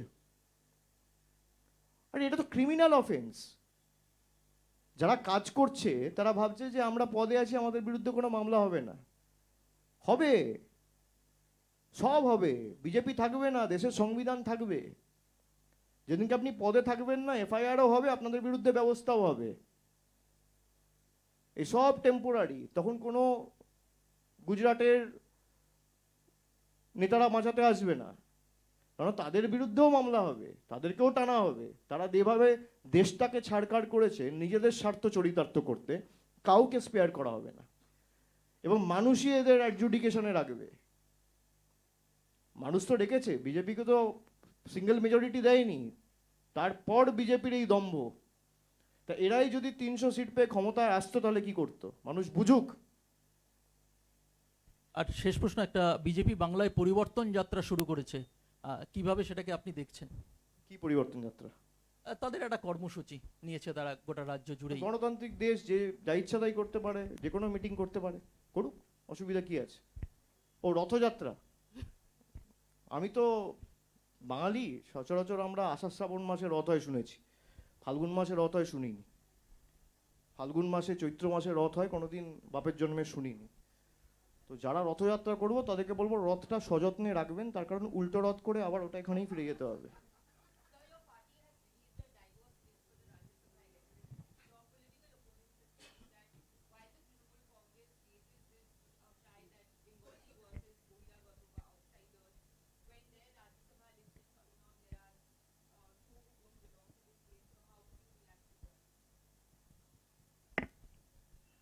We all are Indian, we need to understand first. And Trinamool Congress will always give importance to the principles laid down in the preamble of the Constitution, which speaks of fraternity, liberty, equality, and justice. So this is a testament to the fact that they are perturbed and bewildered. And they have no person to nominate. I haven't seen any person nominated by the BJP for the West Bengal Rajya Sabha election so far. They should concentrate on their own organizational work and focus on the work they are doing, instead of trying to poke their noses in what Trinamool is trying to do and has done. Abhishek Bangla Jago channel, আরো খবর paper থেকে চয়নিকা ব্যানার্জি। যেমন পরিবর্তন যাত্রার কথা উঠলো BJP, সেরকম পরিবর্তন যাত্রা শুরু হয়েছে এবং সেখানে তৃণমূল কংগ্রেসের দুর্নীতি প্রসঙ্গে একাধিক প্রচার করা হচ্ছে। যেখানে বাংলার জিডিপি রেট এত বেশি, সেখানে দাঁড়িয়ে যেভাবে বাংলার মনীষীদের সম্পর্কে বিজেপিরা ধারণা রাখেন না, তারা কি এ ব্যাপারেও কোনো ধারণা না নিয়ে এ রাজ্যে প্রচার করতে আসছে? যেখানে প্রধানমন্ত্রী বঙ্কিমচন্দ্র চট্টোপাধ্যায় সাহিত্য সম্রাটকে বঙ্কিমদা বলে, আপনি কি আশা করতে পারেন? এদের থেকে আশা করাই ভুল। এরা যা ইচ্ছা করবে। ওই যে বললাম রথযাত্রা, বাংলার কৃষ্টি সংস্কৃতি যায় না। রথে কারা চড়ে? রথে দেব দেবী ভগবানরা চড়ে। মানে নিজেদের মাথায় ঢুকে গেছে আমরা ভগবান। আমরা তো রথযাত্রা করছি না। আমরা বলুন না, যারা বাংলায় বসবাস করি তারা কি দেখে আসি? যে রথে জগন্নাথ ঠাকুর থাকে, অন্য ঠাকুরদের রথ হয়, শিব ঠাকুরকে আমরা কোনো সময় রথে বসিয়ে টানি, হনুমানজিকে টানি, দেব দেবীর জন্য রথ হয়। বিজেপির নেতারা যদি রথে থাকে তাহলে তারা বাংলার কৃষ্টি সংস্কৃতি সম্পর্কে তারা সম্যক ধারণা প্রদান করবে আমি আশা করব কোত্থেকে? তারা রয়েছে রথে, আমরা রয়েছি পথে। Dada, as we know that 60 lakhs name under adjudication. Now, are you apprehending that BJP is influencing judicial officers so that maximum names can be deleted from these 60 lakhs so that they get benefited? See, I have played a video in front of you, and all of you present here have seen that it is the BJP leaders who have said that 1.25 lakh voters will be deleted from Bengal. It is not me. So they have already set a benchmark. And it is not my apprehension. The order that was given by the Rouse Avenue Court 2 days back with regard to the unlawful arrest and detainment of the then Chief Minister of Delhi, Arvind Kejriwal, is a testament to the fact that a part of judiciary is working in connivance with the BJP. Why I say this? Because we have seen there has been precedence before. When I spoke in the general budget last month, all of you must have seen, I spoke of two Indias. I quoted two Indias and I spoke about how I represent two Indias and the dichotomy that still exists between the two Indias. So I can use that analogy again and say that I come from an India where we see judges who works tirelessly and works impartially and operates so that the government functions remaining within the ambit of law and constitution. And I also come from an India where the former Chief Justice of India illegally occupies a bungalow after demitting office and still illegally holds it for 8 months, where to an extent where the Supreme Court has to write to the Ministry of Home Affairs for its repossession. So that is why we say, he is not any Tom, Dick or Harry. He is the former Chief Justice of India. When the former Chief Justice of India is breaking rules, what do you expect? You are supposed to hold that bungalow for 6 months. Under what rule and provision, if this is the example and precedence the former Chief Justice of the country is setting, and the government is not acting, then we all know what is the affairs of judiciary, what is the state of judiciary in the country. অভিষেক দা, যেহেতু এটা BJP নেতাদের ভিডিওগুলো দেখালেন যেখানে 1,20,00,000 target, এই কিছু কিছু BJP নেতারাই কিন্তু গত কয়েক মাসে বলেছেন যদি নির্দিষ্ট সময়ে এসআইআর সম্পন্ন না হয় তাহলে এই রাজ্যে নির্দিষ্ট সময়ে সরকার গঠিত হবে না, বিধানসভা তৈরি হবে না, তখন রাষ্ট্রপতি শাসন এখানে হবে এবং রাষ্ট্রপতি শাসনে চায় না নির্বাচন হোক। আমি তো সেটা বললাম, এরা মানুষকে ফেস করতে চায় না। যদি ভোটার লিস্টে কোনো রকম কোনো ত্রুটি থাকে তাহলে এই ভোটার লিস্টের নিরিখেই তো 24 সালে ভোট হয়েছিল। নরেন্দ্র মোদী সরকারের তো ন্যূনতম নীতি নৈতিকতা থাকলে নিজেদের পদত্যাগ করা উচিত। তারা মানুষকে অবৈধ বানিয়ে নিজেরা বৈধ শাস্তে চায়, এটাই তো তাদের দ্বিচারিতা। এরা কি রাষ্ট্রপতি শাসনে নিয়ে যেতে চাইছে? সেটা এরা বলতে পারবে। যে কোনো মুহূর্তে নির্বাচন হোক, আমরা মানুষের কাছে থাকি, মানুষের সাথে থাকি, মানুষের দরবারে থাকি 365 দিন, নির্বাচনের আগে পিছে নয়। এবং যখনই নির্বাচন হয়েছে কেন্দ্রীয় বাহিনী দিয়ে হয়েছে, নির্বাচন কমিশনের আন্ডারে নির্বাচন হয়েছে। যে কটা উপনির্বাচন হয়েছে কেন্দ্রীয় বাহিনী দিয়ে হয়েছে, 21-এর নির্বাচন, 24-এর লোকসভা নির্বাচন, প্রত্যেকটাই মানুষ আস্থা রেখেছে তৃণমূলের উপর। আগামী দিনও ব্যতিক্রম হবে না, তৃণমূলের ভোট শতাংশও বাড়বে, আসন সংখ্যাও বাড়বে। অভিষেক দা, যেহেতু হিসাব মতো এটা নির্বাচনের সময়, নিশ্চয়ই আপনার দলেও প্রার্থী তালিকা নিয়ে আলোচনা শুরু হয়েছে, কিন্তু যেভাবে যে কয়েকজন সিটিং এমএলএকেও এই ওয়েটিং তালিকায় রাখা রয়েছে, এতে আপনারা প্রার্থী তালিকা চূড়ান্ত করতে সমস্যায় পড়বেন যতক্ষণ না জটিলতা তারা বেরিয়ে আসে। হ্যাঁ নিশ্চয়ই, যদি কেউ ভোটাধিকার প্রয়োগই না করতে পারে তার মানে তো বেসিক্যালি আপনি দেশের সিটিজেনই না। যেখানে আমি তো সেটাই বললাম যে ইলেকশন কমিশন বলে দিল যে ম্যাপিং লিস্টে আমার নাম উঠে গেছে, মানে ড্রাফট লিস্টে আমি ম্যাপড, মানে আমার নাগরিকত্ব নিয়ে কোনো প্রশ্ন নেই। তার মানে আর তার প্রমাণ রয়েছে আমাদের কাছে। আমি যখন বলছি প্রমাণ আছে, আমার হাতে প্রমাণ আছে। দরকার হলে জ্ঞানেশ কুমার আমার এগেনস্টে যদি মামলা করে, আমি সুপ্রিম কোর্টের কাছে সে ডিজিটাল এভিডেন্স জমা দেবো। তাহলে আপনি জোর জবরদস্তিতে নাম কাটতে পারেন না। এবার হতে পারে যে কারোর নামে পদবিতে মিসম্যাচ, আপনি একটা ডকুমেন্টের বেসিসে সেটা ক্লিয়ার করে দেবেন। কিন্তু এই যে 60 লক্ষ নাম গেল, এটা কিসের বেসিসে গেল? নাম যাওয়ার কথা তো 14 লক্ষ। তার কারণ বাকি সব তো ইআরও আর এইআরওরা ক্লিয়ার করে দিয়েছিল 21 তারিখ লগ ইন ফ্রিজ হওয়ার আগে, মানে পোর্টাল ফ্রিজ হওয়ার আগে। তাহলে এই 46 লক্ষ নাম অ্যাডিশনাল কার অঙ্গুলি হলো না গেল, কে পাঠালো? এটা আমরা সুপ্রিম কোর্টে মেনশন করব। বাকি দেখা যাক, কোর্টে তো লড়াই চলছে রোজই।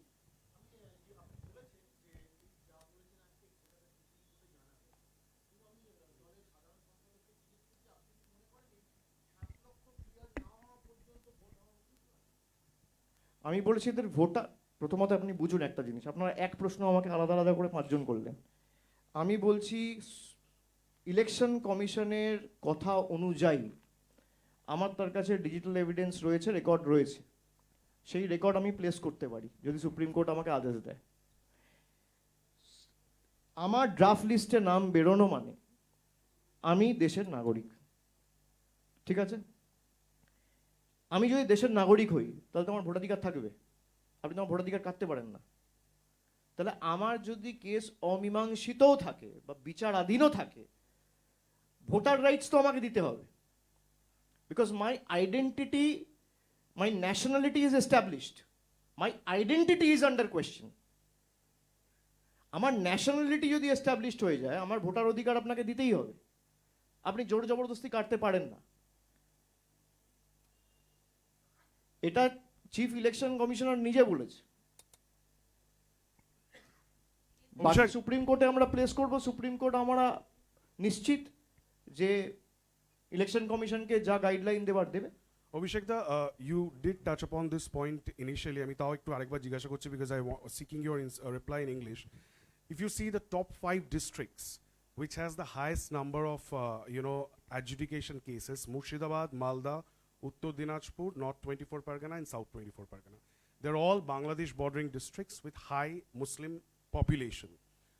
Do you see some sort of a scheme or trend after the list has come out and all these data has finally been made public? BJP has targeted the assembly and the districts where they have lost and where they know that they will not be able to win in the next 20 years. So it is their sheer revenge. which they are taking on the people of Bengal because they cannot fight Trinamool politically. We will take this up before the appropriate forum, which in this case is the Supreme Court of the country. Since the case is sub judice, it is not right or appropriate for me to make any political comment at this stage. একাধিকবার আপনাদেরকে supreme কোর্টের দ্বারস্থ হতে হয়েছে, বারে বারে supreme কোর্টে, এমনকি চূড়ান্ত তালিকা যখন ভোটার তালিকা প্রকাশ হলো তারপরেও একাধিক অভিযোগ, সেগুলো নিয়েও আপনারা সুপ্রিম কোর্টে যাবেন। অন্যদিকে দেখা যাচ্ছে সুপ্রিম কোর্টও এর আগে বলেছিলেন বিচারপতি যে বারে বারে আসছেন যারা রয়েছেন অফিসিয়াল জুডিশিয়ালরা, তারা জানেন তাদের কি করতে হবে। পুরো বিষয়টাকে আপনি কিভাবে দেখছেন যে বারে বারে সুপ্রিম কোর্টের দ্বারস্থ হতে হচ্ছে একটা গণতান্ত্রিক রাষ্ট্রে? বিচার পেতে গেলে তো আমাকে লড়াই করতেই হবে, সেটা হাইকোর্টেও করতে হতে পারে, সুপ্রিম কোর্টেও করতে হতে পারে। দেশের তো এই দুরবস্থা, যেখানে নির্বাচন কমিশন আমরা কি এক্সপেক্ট করতাম, যে নির্বাচন কমিশন অলওয়েজ নিউট্রাল। আমরা টিএন সেশনের মতো লোকেদের দেখেছি যারা এই নির্বাচন কমিশন পরিচালনা করেছে, এসওয়াই কুরেশিকে দেখেছি। আপনি আরপি অ্যাক্ট তো চেঞ্জ করে দিলেন, যে অ্যাক্টের বেসিসে ইলেকশন হয় সেই অ্যাক্টটা থাকলো না। সেই অ্যাক্টের বেসিসে ইআরও, এই ইআরওরা ফাইনাল অথরিটি। আপনি মাইক্রো অবজারভারদের লাগিয়ে কেস সুপ্রিম কোর্ট অব্দি নিয়ে গিয়ে এখন জুডিশিয়াল অফিসারদের লাগিয়ে দিলেন প্রত্যেক জায়গায়। এটা এদের এগেনস্টেই ব্যবহার হবে আগামী দিনে। এরা যে দৈত্য তৈরি করলো, যে ফ্র্যাঙ্কেনস্টাইন তৈরি করলো, এটা এদের এগেনস্টেই ব্যবহৃত হবে। ইলেকশন হয় আরপি অ্যাক্টের বেসিসে, যেখানে ভোটার লিস্ট তৈরি হবে, এসএসআর স্পেশাল সামারি রিভিশন হবে, ড্রাফট ভোটার লিস্ট বেরোবে, ফাইনাল ভোটার লিস্ট বেরোবে, তারপর আপনি ডিওর কাছে অ্যাপিল করবেন, সিওর কাছে অ্যাপিল করবেন, এর বেসিসে। এরা ফাইনাল অথরিটি। আপনি পুরো আরপি অ্যাক্টের পিন্ডি চটকে দিয়েছেন। তো আপনি কি আশা করেন এদের থেকে, যেটা কিভাবে করবে? এখন জুডিশিয়াল অফিসার 500 জন কাজ করছে, হতে পারে সুপ্রিম কোর্ট আরো সংখ্যা বাড়াবে, কিন্তু সংখ্যা আপনি কত দূর বাড়াবেন? তাদের উপরও তো চাপ রয়েছে। তারা কেউ ডিস্ট্রিক্ট জাজ, কেউ তাদের কোর্টে বসতে হবে, তাদের কোর্টে সারাদিন হাজার হাজার কেস রয়েছে। মানুষের কাজগুলোও তো তাদের করতে হবে, আর তারাও তো মানুষ। তো তারা যদি দিনে 30টা 40টা করে কেস করে, তাহলেও আমাদের 4 মাস লাগবে কেস ক্লিয়ার করতে। তো আমরা সুপ্রিম কোর্টকে বলতে পারি, রাস্তা তো সুপ্রিম কোর্ট দেখাবে। একটা শেষ প্রশ্ন, সেটা হলো যে অ্যাডজুডিকেশন, ডিলিটেশন, এই যে ক্যাটাগরিগুলো দেখানো হচ্ছে, তার বাইরেও এমন কিছু ঘটনা ঘটছে যেগুলো ক্রমশ প্রকাশ্য সামনে আসছে। যেমন ধরুন 2002 সালে বলা হয়েছিল যদি বাবা মায়ের নাম থাকে তাহলে তার সন্তানকে গণ্য করা হবে এদেশের নাগরিক হিসেবে। পরবর্তীতে দেখা গেছে যখন খসড়া তালিকা প্রকাশ পেয়েছে তখন 3 জনেরই নাম রয়েছে, কিন্তু ফাইনাল তাদেরকে হিয়ারিংয়ে ডাকা হয়নি, এবং যখন ফাইনাল লিস্ট আউট হয়েছে তাদের নাম নেই। সেক্ষেত্রে এরকম অনেক ঘটনা সামনে আসছে যেগুলো হয়তো ক্রমশ প্রকাশ্য বা আরো কিছু দিন গেলে বোঝা যাবে। এরকম অনেক কেস আমরা আমাদের পিটিশনে ইনক্লুড করে সুপ্রিম কোর্টে জমা দিয়েছি। সেই কারণেই সুপ্রিম কোর্ট কগনিজেন্স নিয়ে এই অর্ডারগুলো দিয়েছে। আমরা প্রথমে যখন পিটিশন ফাইল করেছিলাম, এরকম একাধিক কেস, যেমন অনেক জায়গা আছে কাকদ্বীপ টাকদ্বীপে 2002 সালের ভোটার লিস্টই নেই, 2003 সালের ভোটার লিস্টকে বেঞ্চমার্ক ধরা হচ্ছে। তো সে সমস্ত ক্ষেত্রে কোর্টের একটা অর্ডার ছিল যে কোনো কিছু ডকুমেন্ট লাগবেই না, খালি দেখে নিয়ে কোনো ওর কাছে যদি আইডেন্টিফিকেশন ডকুমেন্ট থাকে তার বেসিসে তাকে ছেড়ে দেওয়া হবে। তার ক্ষেত্রেও আধার নেওয়া হচ্ছে না। আমার সোজা প্রশ্ন হচ্ছে যে যদি আমার ড্রাফট লিস্টে নাম থাকে তাহলে আধার তো আমার আইডেন্টিটি, সেটা তো একটাই এক কার্ড, যেটা সুপ্রিম কোর্ট বলে দিয়েছে তার বেসিসে হবে। সুপ্রিম কোর্টের অর্ডারের পরেও এরা নিজেদের মতো করে এসওপি তৈরি করছে, জাজেদের বোঝাচ্ছে, এবং ম্যাক্সিমাম জুডিশিয়াল অফিসার সুপ্রিম কোর্টের গাইডলাইন ফলো করে কাজ করছে। কিছু লোক তো কনফিউজ হচ্ছে, তার কারণ সুপ্রিম কোর্টের গাইডলাইন আর এরা যে এসওপি তৈরি করেছে দুটোর মধ্যে পার্থক্য রয়েছে। তো আমি সবার কাছে অনুরোধ করব, আবেদন রাখবো যে আপনারা সুপ্রিম কোর্টের গাইডলাইন মেনে কাজ করুন। সুপ্রিম কোর্ট বলেছে Aadhaar is to be accepted, election commission বলছে আধার চলবে না, ডোমিসাইল সার্টিফিকেট চলবে না। দুটো তো কন্ট্রাডিক্টরি। আর এই কেসগুলো আমরা আগেও মেনশন করেছি, আগামী দিন আমাদের কাছে যদি এই কেসগুলো এরকম কিছু আসে, আমাদের লিগ্যাল টিম অলরেডি কাজ করছে, আমরা এগুলো সুপ্রিম কোর্টের কাছে ঠিক টাইমে প্লেস করব। As you mentioned that you anticipate that a constitutional crisis can come up and we might see a president's rule like a situation ahead of the elections. What will be the impact of it if that happens? What will be the impact of it on Trinamool level, on Trinamool Congress's grassroots level workers and leaders? Because especially ahead of a high-pitched election, if challenge them, let them do it. It is my open challenge to the BJP. If you have the guts and gall, impose president's rule. And I'll see you in the court of the people.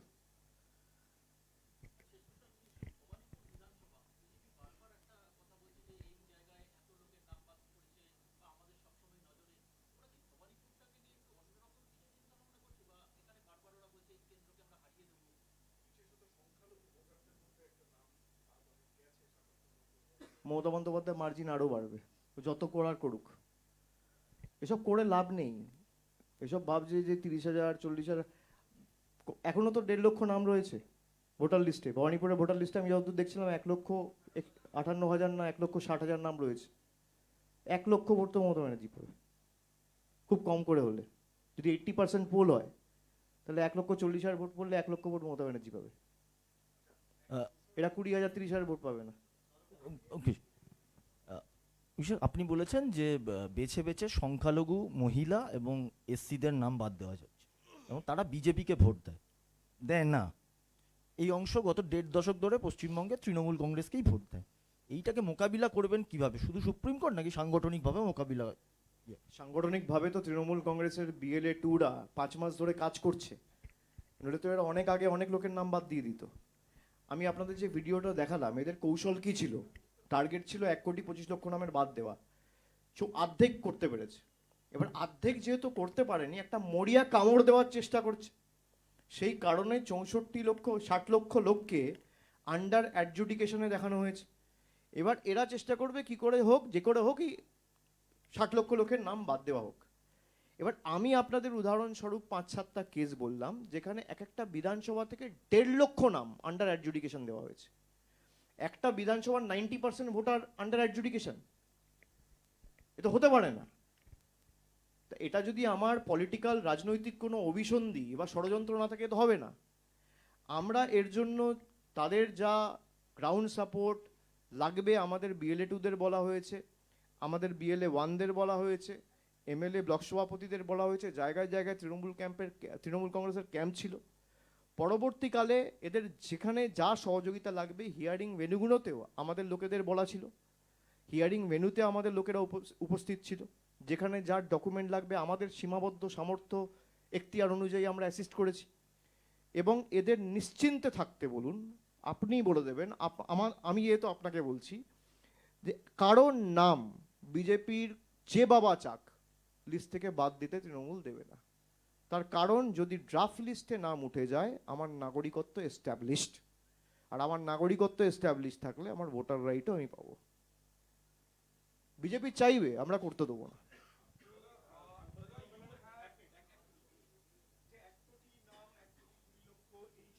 বারে বারে BJP নেতাদের মুখে আসছিল।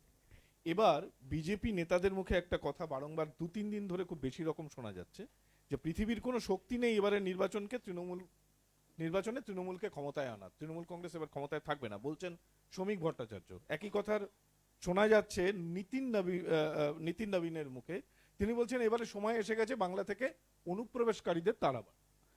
আমি 28 তারিখ যখন SIR এর notification issue হয়েছিল, তার 2 দিনের মধ্যে একটা প্রেস করেছিলাম। আমি বলেছিলাম যে আমার ওপেন চ্যালেঞ্জ বিজেপি নেতাদের কাছে, বড় বড় ভাষণবাজি গলা ফাটিয়ে মিডিয়ার কাছে লাভ নেই।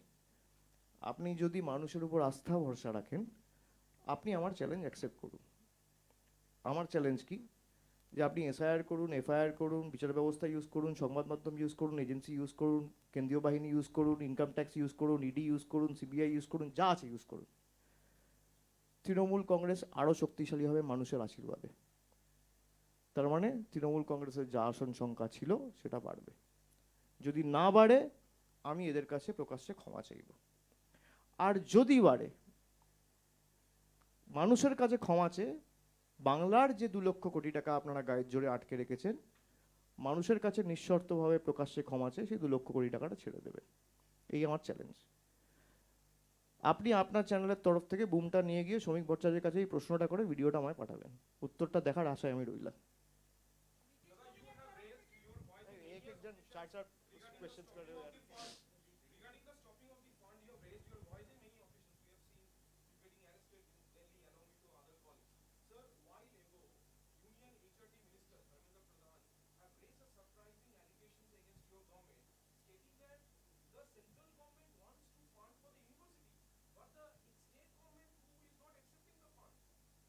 State government is not accepting the fund.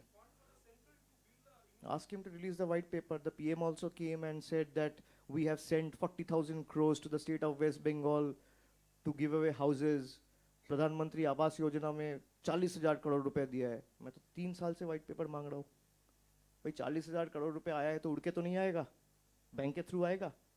आप रिलीज कर दो व्हाइट पेपर, कोई मना तो नहीं कर रहा है. 100 दिन का कितना पैसा दिया है 5 साल में, व्हाइट पेपर रिलीज करो. आवास में आपने कितना पैसा दिया है 4 साल में, व्हाइट पेपर रिलीज करो. ग्राम सड़क योजना में कितना पैसा दिया है, व्हाइट पेपर रिलीज करो. I am waiting for them to release the white paper so that I can rebut and answer accordingly.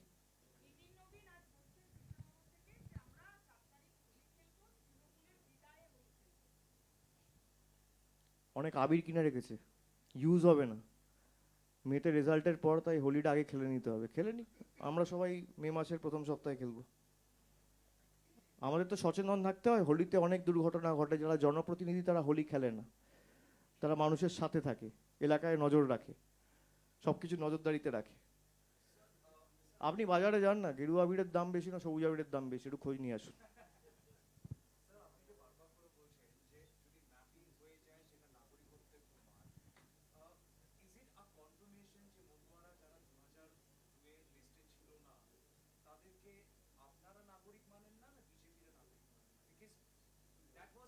এটা আমার কথা না, আমি তোমাকে বারবার বলছি, this is as per the CEC, এটা চিফ ইলেকশন কমিশনের কথা.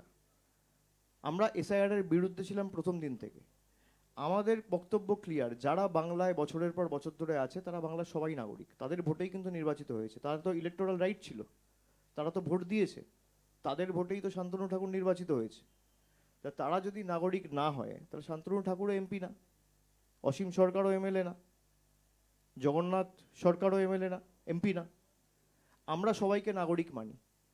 কিন্তু বিজেপির লাগানো ইলেকশন কমিশনের চিফ ইলেকশন কমিশনের কথাও যদি আমি বেঞ্চমার্ক ধরি, তিনি বলেছেন যে যদি একবার ড্রাফট লিস্টে ইনিউমারেশন ফর্ম ফিল আপ করার পর নাম বেরিয়ে যায়, that means my nationality is established. তার মানে কোনো না কোনোভাবে আমার বাবা কাকার নাম তো ছিল রে ভাই 2002 সালের ভোটার লিস্টে. তো আমার বাবা কাকা মায়ের নাম যদি থাকে 2002 সালের ভোটার লিস্টে, তাহলে তো আমি দেশের নাগরিক. আমার বক্তব্য এটা. তুমি আমাকে জিজ্ঞেস করছো যে মতুয়াদের যাদের নাম ছিল না তাদেরকে কি আপনারা নাগরিক মানেন না? আমি সবাইকে নাগরিক মানি. যারা বাংলায় রয়েছে বছরের পর বছর ভোট দিয়েছে, সবার অবদান রয়েছে. তাদের ভোটই বিজেপি নিয়েছে, এখন তাদের নাগরিকত্বহীন করতে চাইছে বা করেছে কিছু লোককে. সব থেকে বেশি ক্ষতিগ্রস্ত তো মতুয়ারা. শান্তনু ঠাকুর বলছেন 2 লাখ 5 লাখ লোকের নাম বেড়ে বাদ যাবে. অসীম সরকার বলছে তোরা মরলে মর. এটা আমার কথা না. তো যারা ভোট দিয়ে বিজেপিকে জিতিয়েছিল, যে মতুয়া ভাইয়েরা বোনেরা, তারা বুঝুক যে এই দলটাকে ভোট দেওয়ার খাল কেটে কুমির আনা এক.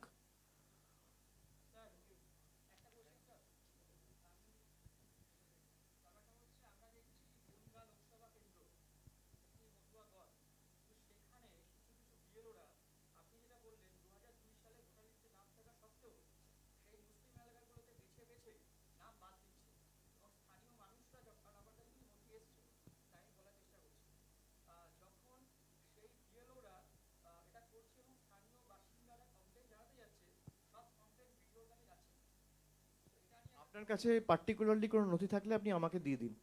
আমার যতটুকু সামর্থ্য রয়েছে আমি প্রত্যেকটা কেস নিজে দেখব এবং এদের পার্সোনালি অ্যাসিস্ট করব. নিশ্চিন্তে থাকতে বলবেন. Thank you.